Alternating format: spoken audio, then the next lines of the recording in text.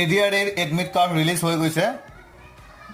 admit card কেনেকৈ download কৰিব পাৰিব সেই বিষয়ে মই এই ভিডিঅ'টোত আপোনালোকক দেখুৱাই দিম কেনেকৈ এডমিট কাৰ্ড ডাউনলোড কৰিব পাৰিব প্ৰথমতে আপোনালোকে কি কৰিব গুগল ক্ৰমত যাব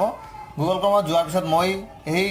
যেটো আপোনাৰ ওয়েবসাইটত যাব লাগিব সেই ওয়েবসাইটৰ লিংকটো মই আপোনালোকৰ সুবিধাৰ্থে মই ভিডিঅ' ডেসক্ৰিপচনত দি দিম তাতে আপোনালোকে ডাইৰেক্ট লিংকত ক্লিক কৰি আপোনালোকে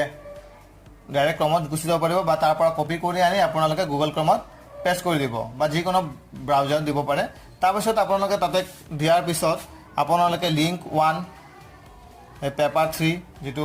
গ্ৰেড 3 তাতে ক্লিক কৰিব যিকোনো দুটা এটাত কৰিলে হ'ল লিংক 1 বা লিংক 2 তাতে ক্লিক কৰাৰ পিছত আপোনালোকৰ এটা নতুন পেজ খোল খাব খোল কৰাৰ পিছত আপোনালোকে ইয়াত নিজৰ যেটো এপ্লিকেশন নং আছিল এপ্লিকেশন নাম্বাৰ আপোনালোকে এপ্লাই কৰোতে দিছিলে সেই এপ্লিকেশন নাম্বাৰটো ইয়াতে বহাই দিব তাৰপিছত আপোনাৰ পাসওয়াৰ্ড এপ্লাই কৰোতে যেটো আপোনালোকে পাসওয়াৰ্ড দিছিলে সেই পাসওয়াৰ্ডটো ইয়াত দি দিব পাসওয়াৰ্ড দিয়াৰ পিছত আপোনালোকে লগইন অপচনটোত